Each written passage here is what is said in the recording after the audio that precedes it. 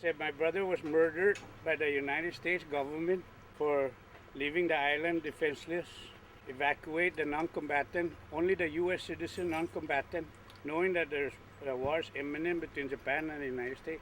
My brother died at Manengun concentration camp at the age of 18 months. And the malnutrition, my mom can't breastfeed because there's no food there. And then he's saying that it's not the war reparation, Guam should not receive the war reparation.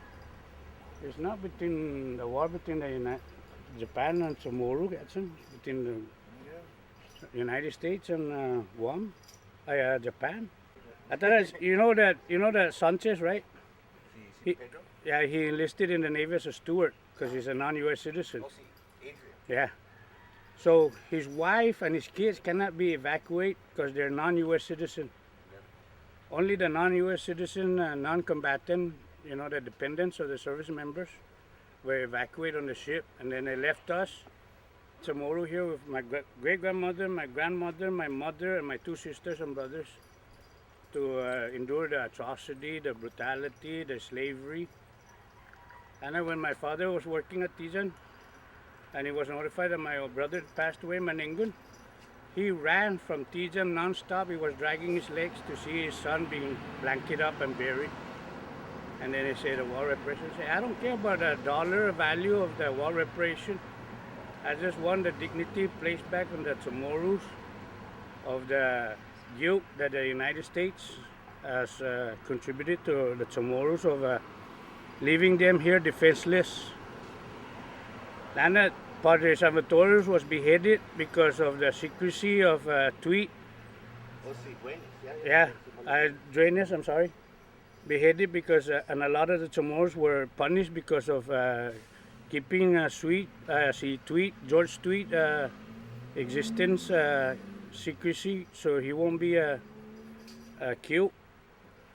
So he can provide vital strategic information to the navies out there in order to bombard the island.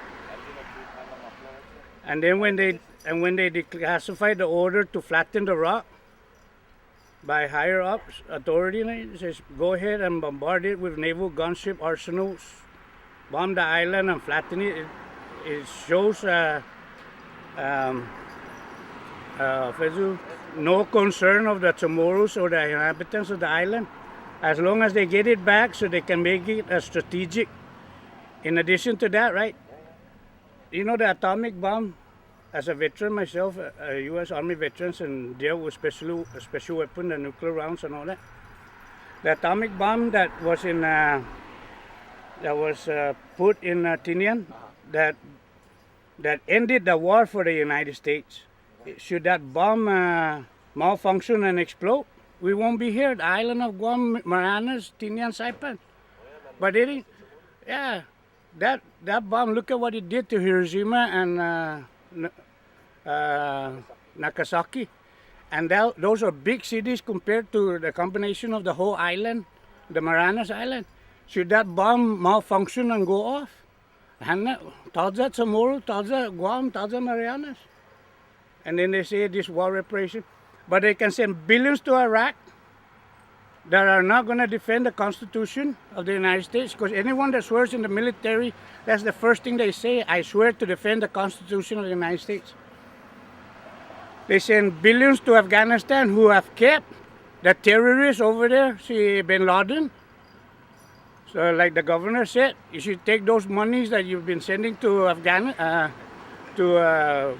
Pakistan, and send it back to Guam. That's 100 and some million. That's a drop in the bucket compared to billions of dollars. So, you guys are doing great. And you're the new generation. I pass this on to my son and daughter. We got to stand up. We're a Guahan.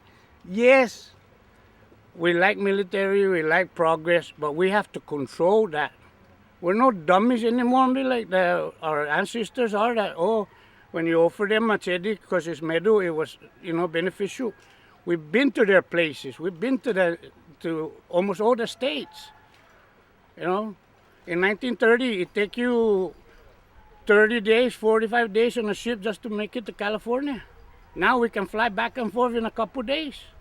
The technology is here, the internet is here and everything. We're not dummies here. We're all educated individual on the island, and we don't need to be pushed around and be told that, oh yeah, the military buildup is going to make Guam better. It's not.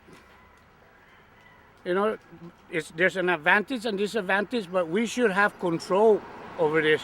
Not like what they did in 1945 when they came in here and said, okay, I want this land, I want this for the benefit of the military. Look at Taragi. Look at, those are pristine sites, but we cannot go in there because that's for the military and their dependents. You know, majority of, I'm 51 years old. I can say 41 years ago, majority of the people of Guam, they're about 30% of veterans. Now, 90% of veterans. We got National Guard reservists here, and we got service members dying for what? And they can't even vote for the United States presidency. But we're U.S. citizens, second class.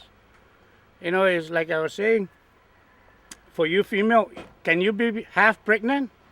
Either you're pregnant or you're not. So as a U.S. citizen, either I'm a U.S. citizen or not.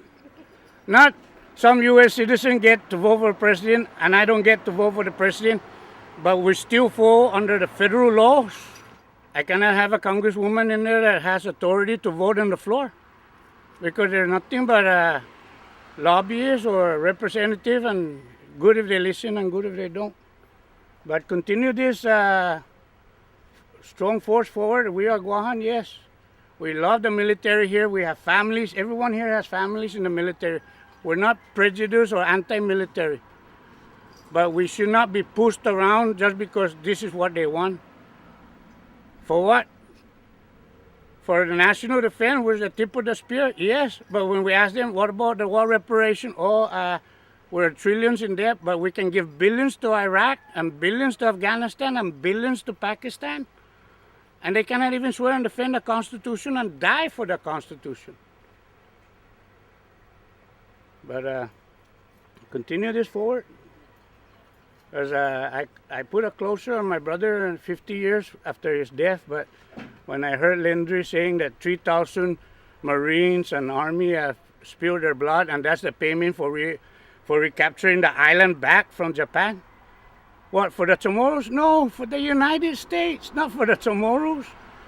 We never gave up our island. They invaded our island and took it away from us. But what about the Chamorros that have endured the punishment, the brutality, the slavery, and my brother's death? That's why I said the United States government murdered my brother, because he left him defenseless here after his occupation of the island in 1898 to 1940. Don't clue Juice Masi for listening to my historical, but Congressman Landry, you need to come to Guam and get better educated. All right, so Juice Masi. And I didn't say you need to interview me. Oh, that was good. What's your name? John Raymond Napati Ogun. John Raymond Napati. Oh, yeah. Okay. Thank you. I'm just a Carabao man. It's good. Thank you.